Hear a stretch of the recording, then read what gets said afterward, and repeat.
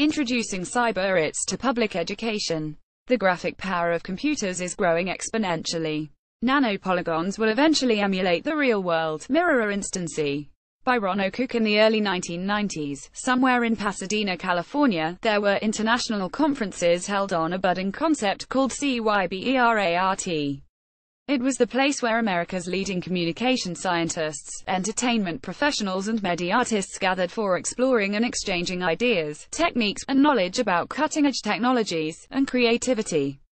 These meetings and others like them spelled the future of an idea called edutainment, the combination of creative learning and entertainment through CyberArts. It represented total amplification to the human mind. Add Google AdSense 300 times 250 blue today. The power of CyberArt creations represent the frontier of tomorrow's departure into learning that will eventually spell the end of the classic classroom idea. This new mindset, presently dawning on the minds of our children, urgently suggests to us that now is the time to feed their burgeoning genius before they lose their curiosity forever. As a psychoanalytical entity better known as a teacher that interfaces with the minds of some of the most creative kids in the state, I know they are hungry for the experience of dreaming up a new tomorrow. As their mentor, I have fought hard to bring their world into focus, so that they may use the newest building blocks, the technology of their world, to lab test the issues that just sit unrecognizable to some of my colleagues who are ensconced at the threshold of the ultimate educational resources. For any educator to make the trek to the Pasadena Conference Center in those days to truly see the future in the making, it would have been an act of unbelievable courage and farsightedness. To hear Stuart Brand speak the words that will send us beyond Media Lab MIT would have been too much for school board members to grasp. It would be like experiencing the whole Earth catalog via virtual reality, only this time knowledge and wisdom would have quadrupled into an unknown language. A language our future must understand if we're to survive in a turbocharged world built on the fly. The simple truth is, we can't wait much longer in installing CyberArt learning into our communications curriculums. Though our school leaders fear creativity because any unknown is always met with trembling and suspicion, action is the demand of our kids and the burgeoning marketplace. If CyberArt were introduced into our school systems through an act of increased automation and subsequent curriculum expansion to accommodate such technology, what would the result be? Schools and their organizations would change radically. Students would find outlets for their creativity, their wanderlust would once more blaze in intellectual passion toward seeking the unknown. Learning would be locked in a quest for knowledge and wisdom, and the kids could be doing it on their own with teachers facilitating. That is why your kids are behind the curve of international knowing. Schools cannot compete with the power of today's business and entertainment communications know-how. Just think what Spielberg's DreamWorks Interactive will do for your grandchildren's intellect. The school districts do not have adequate programs or plans, such as a communications curriculum, to interface with the technology purchases that are taking place haphazardly at most schools. They can run with technology, but they can't hide from the fact that there is no clear vision and no understanding of the potential to humanity if we embark upon this tiger of virtual learning. Bringing CyberArts to education learning, granting a deeper context to public education, the Gestalt paradigm. In order to learn, informational data must be presented to a sensually endowed entity for stimulation of a pre-existing receiver. One must fire up his afterburners.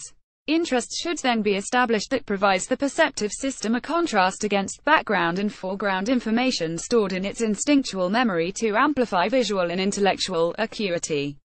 This contrast will cause the focusing of resources upon the interesting data. If the data is sufficiently intriguing to the receptors of information and linkage between existing onboard information occurs, then a matrix of analysis can begin to be established where new informational elements can be extrapolated. If there is enough data to establish creative memory mapping or the development of FATIF conceptualization parameter, then the entity can establish an imagination beachhead and begin to build a new inner universe which leads to understanding the outer universe. Constant stimulation during wakeful periods allows the entity to grow mentally in an exponential hologestalt fashion. This process must be reinforced both internally and externally during a timely period, from an infinite number of sources. Each source can map upon the holographic memory matrix in an increasingly complex fashion and in a variety of context-related configurations. If data does not become too repetitive, the entity may retain a kind of verve for retaining and manufacturing new data. However, if data is presented in a format that is increasingly less exciting than previous learning experiences, the information float that produced a sort of learning frenzy begins to deflate and the entity becomes playful, preoccupied or agitated, thus signaling that it needs stimulation or it will suffer a learning shutdown. Boredom is born, and if the entity perceives it the duty of outside sources to provide it constant adulation, then it pouts and becomes an addicted victim of society's makeup. Selfishness and blame become part of its being, and that constant attention from outside sources is expected to keep it on a learning high. If this happens, another disease, mind of high-maintenance syndrome, is ushered into our realm of distortion. To go beyond this basic process of learning, a human must not hang up on the pains of self-love to the extent that higher-ordered processes are not possible. Deep knowledge comes to the animated mind. The animated one that is stimulated by ever-increasing complexity of a holistic variety built upon the understanding of the other world outside of the self expands. Empowerment of the human is gained when it becomes aware that all outside information from the other world makes the being what Hesh is about. We are what we learn. For us to become more, we must learn more. Learning more creates the challenge, followed by a thirsty response and a new challenge. Mental growth then becomes fractally geometric, a hologestalt universal holographic like mind processes, building one through the many. Scientific American 2003. During childhood, we are initially on a pathway that will take us to higher ordered knowledge because we are learning our way at our own pace. We are becoming worthy. All things relate. Then little by little our primary input parent could begin to tear us away from the natural course of learning and put us on a linear pathway toward systematic, step-by-step processes of input decipherment. Because of our first 4 years of wrong-oriented indoctrination by a selfishly inclined adult, we could follow in their footsteps and become just like them. Today, our schools continue this linear process after some of our parents initially prepare us for the world of mediocrity. Humans come into this world from the hollow movement of a generative order that science is only now beginning to see but not yet understand. Its foundations originate from a universe of cognitive processes that know intuitively and are reflected manifested into our being. As we begin to perceive the minuscule level from where we issue forth, we become more amazed at the immensity of understanding the mystery from which we are crystallized into being. This world of the unknown dwells within and outside of the dreamscape of our own imagination for our own creative needs. Exploration of this point of departure for creative expression is a portion that has been, for the most part, withheld from our learning patterns during public education. In our past, great philosophers and artisans came from the dreamscape where an understanding of responsibility to the other world produced selfless humans. Love was at the core of reinforcement for existence. Learning of our existence has been replaced with the evolutional school of misunderstanding that has no capacity for love, or for a universe that is alive. We are given a linear system that values our contributions as insignificant. If man is a mere ape, then life is a mere accident according to the evolutionists' criteria. Higher ordered knowledge gained on a deeper, more gestalt level shows this is not true by itself. There is much more to this powerful existence. If our children were to learn of selfless love and holistic perception, our society would reflect the morality we need to make the jump to a more advanced civilization. We must begin a deeper investigation of the philosophies of the past intertwined with the discoveries on the frontiers of science physics. More precisely, we must learn from our own invention, high technology. At present, we are looking at a dawning singularity of technology being built by the industry of human imagination. CyberArts concepts are rising in the business world that will give us an opportunity to create a mirror world instancy where we can simulate existence. Here in this mirror world, we can slow down the learning experience and practice each and every human endeavor over and over at our own pace.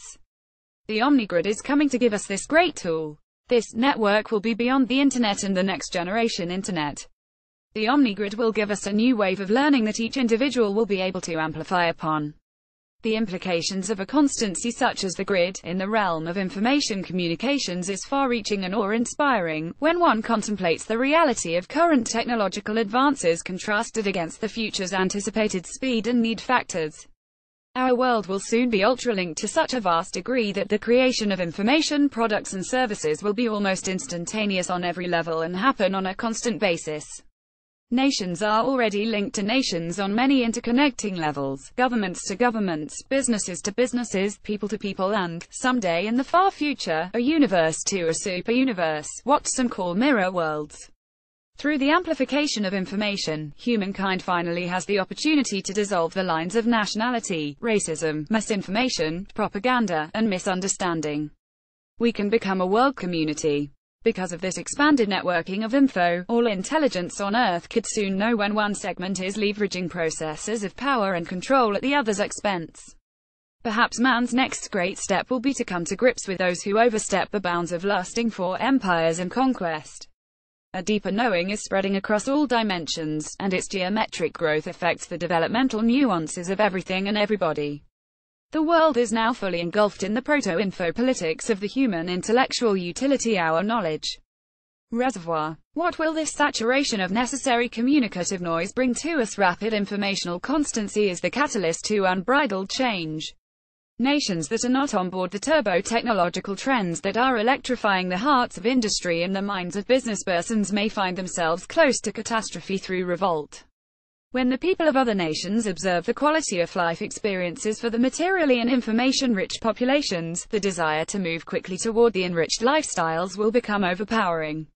A world amplified through access to potency is indeed a very volatile place to be if one important aspect is ignored: equality. Equality of access to perceived power must be maintained in balance no matter what the complexity. Unless equality is kept, dislocation and rebellion will polarize and explode to tear down a civilization. Earth will soon begin approaching the 6.8 billion population mark set to exist in the first decade of 2011. What will the impact of the variables of socio-economics, technology, overpopulation and other issues be on our children and grandchildren? The mixture and results will be more than chicken soup. It will be turbulence personified unless we seek to prepare our collective minds for the challenge. A supercharged educational experience is the only answer to survival in tomorrow's agglomeration. Without an exacting, constantly improving system of learning, a system that takes into consideration the second-by-second change factors affecting our lives, the polarization of society will certainly occur. Constantly updated informational education will be the common bond that allows a hyper-civilization to flow uninterrupted toward higher-ordered levels. Presently, the institution of education seems to be the most important segment of American and Western society that is not dynamically in sync with the projected future of our expanding civilization. Educational identity is rapidly being pulled and mashed out of shape, driven from any real-world relevance and cohesion by a political and administrative preoccupation with outdated methods and antique systems. They educators and their patrons pile old taxing solutions on overburdened structures. Because the business sector is looking for an edge over foreign economic creativity, the incongruity of the above must be alien through innovation and vision. Unless our system of teaching and learning changes drastically, it is possible that education will at some point be rendered totally useless or obsolete by the forces of rampaging change perpetrated by breakthroughs, a sudden chaos that is punctuated by overnight developments not yet perceived. In order to survive, educators must quickly react to the trends and conditions of the infrastructure condition of info to life that is currently wrapping its tentacles about the ancient linearity that permeates the educational system's old bones, and install a new animated hypercommunications curriculum built on leading-edge real-time concepts of creativity and technological power. A relevant system of learning will be the only hope for those who believe in equal access and democracy. Anything else will continue to breed elitism. Our public schools should change and add supercharged interactive communications, media, a CyberArts courseware to amplify and expedite curriculum. This info media and its technological potential will become the common thread that knits our world together in its constancy. Now it is time to kick in the afterburners.